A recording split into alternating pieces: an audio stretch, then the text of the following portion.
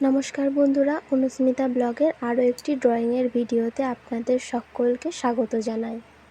আমি আগের দিন যে ড্রয়িংয়ের ভিডিওটা আপলোড করেছিলাম তাতে দেখলাম দুজন কমেন্ট করেছেন। তার মধ্যে একজন আমাকে মা দুর্গার আগমনের কিছু ড্রয়িং করে দেখাতে বলেছেন এবং অপরজন সামনেই তো জন্মাষ্টমী, সেই সম্পর্কিত কিছু ড্রয়িং করে দেখাতে বলেছেন। তাই তাদের রিকোয়েস্টেই সামনে যেহেতু জন্মাষ্টমী, রাধাকৃষ্ণ করে দেখাবো।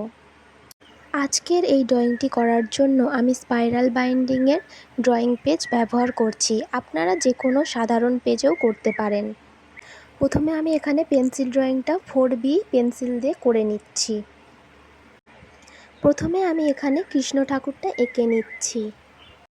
আজ আমার ড্রয়িংয়ে রাধাকৃষ্ণ কিন্তু সম্পূর্ণ মানুষরূপী হবে। আজ থেকে বহু বছর আগে কলিযুগে ভগবান স্বয়ং জন্মগ্রহণ করেছিলেন এই ধরাতলে সমস্ত অশুভকে বিনাশ করে সত্যকে প্রতিষ্ঠিত করবেন বলে। ভগবান শ্রীকৃষ্ণের জন্মকাহিনী আমাদের কারোরই অজানা নয়। মহারাজা কংস যখন তার বোন দৈবকী এবং বসুদেবকে বিবাহ দিয়ে তাদের রাজ্যে রাখতে যাচ্ছিলেন, সেই সময় আকাশে দৈববাণী হয়েছিল বসুদেব এবং মাতা দৈবকীর অষ্টম গর্ভের সন্তানই তার বিনাশের কারণ হবে। সেই শুনে রাজা তৎক্ষণাৎ তার বোনকে হত্যা করতে চেয়েছিলেন, কিন্তু বুদ্ধি করে বসুদেব দৈবকীকে রাজা কংসের হাত থেকে রক্ষা করেছিলেন এবং তিনি রাজাকে বলেছিলেন যে প্রত্যেক সন্তান হবার পর তিনি কংসের হাতে সেই বাচ্চাগুলোকে তুলে দেবেন। এইভাবেই দৈবকী এবং বসুদেবের প্রত্যেকটি সন্তানকে কংস নিজে হাতে মেরে ফেলতেন। ভগবানের লীলা তো অপার, সেই জন্যই তো মাতা দৈবকীর অষ্টম গর্ভের সন্তান অর্থাৎ ভগবান শ্রীকৃষ্ণ যখন জন্ম নিলেন তখন কারাগারের সমস্ত দ্বার খুলে গেল, রক্ষীরা সব ঘুমিয়ে পড়ল চিরনিদ্রায়। বসুদেবের পায়ের হাতের শিকল খুলে গেল এবং তিনি শিশু সন্তানকে নিয়ে চলে গেলেন প্রবল ঝড় বৃষ্টির রাতে যমুনা নদী পার করে নন্দালয়ে প্রবেশ করলেন। সেখানে নন্দরাজার বাড়িতে ভগবানকে রেখে এলেন এবং তাঁদের কন্যা সন্তান অর্থাৎ যোগমায়া দেবীকে নিয়ে এলেন কংসের কারাগারে। এদিকে মহারাজা কংস যখন জানতে পারলেন যে দৈবকীর অষ্টম গর্ভের সন্তান জন্মগ্রহণ করেছেন, তিনি ছুটে এলেন কারাগারে। এসে দেখলেন কোনো পুত্র সন্তান নয়, এ যে এক কন্যা সন্তানের জন্ম হয়েছে। সেই কন্যা সন্তানটিকে যখন তিনি পাথরের ওপর আছাড় মেরে ফেলতে যাচ্ছিলেন, সেই সময় সেই কন্যা সন্তানটি কংসের হাত থেকে উঠে গিয়ে যোগমায়ার রূপ ধারণ করলেন এবং যোগমায়া দেবী কংসকে বললেন, হে অবোধ কংস, তোমাকে মারিবে যে গোকুলে বাড়িছে সে। এই বলে যোগমায়া দেবী উধাও হয়ে গেলেন।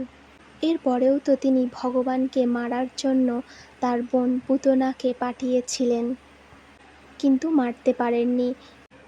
দেখুন, আপনাদের সাথে ভগবান শ্রীকৃষ্ণের জন্ম কথা বলতে বলতে আমার পেন্সিল ড্রয়িং করা হয়ে গিয়ে আমি এখানে কালার ড্রয়িং করা শুরুও করে দিয়েছি। শ্রীকৃষ্ণ এবং রাধারানীর গায়ের রঙটি করার জন্য আমি হলুদ এবং মাটি কালার দুটোকে মিক্সড করে ব্যবহার করেছি।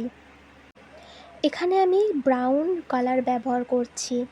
নাক, গাল এবং থুতনির কাছেও আমি ব্রাউন কালারকে হালকাভাবে দিয়ে দেব।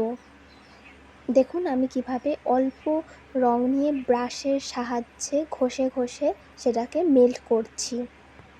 এরপর মাথার পাকড়ির কাছে আমি যে গোলাপ ফুলগুলো এঁকেছিলাম সেগুলোকে কালার করে নেব। আমি এখানে প্রথমে কমলা কালার ব্যবহার করেছি, তারপরে বিভিন্ন কালারকে মিক্সড ম্যাচ করার চেষ্টা করব। পিঙ্ক কালার নিয়েছিলাম। দেখুন এইভাবে করলে কিন্তু দেখতে আরও সুন্দর লাগবে। পাগড়িতে আমি এখানে 3 ধরনের কালার ব্যবহার করছি। প্রথমে সবুজ কালার নিয়েছি, এখানে নীল এবং হালকা আকাশি দুটো কালারকে মিক্সড করে ব্যবহার করছি। হলুদ কালার এখানে দিয়ে দিচ্ছি। কালার করার জন্য আমি এখানে জল রং ব্যবহার করছি, আপনারা কিন্তু প্যাস্টেল রঙের সাহায্যেও করতে পারেন। রাধারানীর মাথার যে ওড়নাটা আমি এখানে করেছিলাম সেখানে পিঙ্ক কালার ব্যবহার করছি। রেড কালারের সাথে সাদা কালার মিক্সড করে আমি এই পিঙ্ক কালারটা এনেছি। ওড়নার যেমন ভাঁজ থাকে সেই ভাঁজটা দেওয়ার জন্য আমি ডিপ পিঙ্ক কালার দিয়ে দিয়েছি। চুলের কালারটা করার জন্য আমি এখানে ব্ল্যাক রং ব্যবহার করছি। আমার এই মানুষরূপী রাধাকৃষ্ণটা আপনাদের কেমন লাগছে সেটা কিন্তু অবশ্যই কমেন্টের মাধ্যমে জানাবেন। রাধারানীর চুলের রঙটা হয়ে গেছে, এরপর আমি এখানে শ্রীকৃষ্ণের চুলের রঙটাও করে নিচ্ছি। শ্রীকৃষ্ণের চুলের রঙটা করার সময় আমি এখানে হালকা সাদা সাদা রং বাইরের দিকে ব্যবহার করেছি।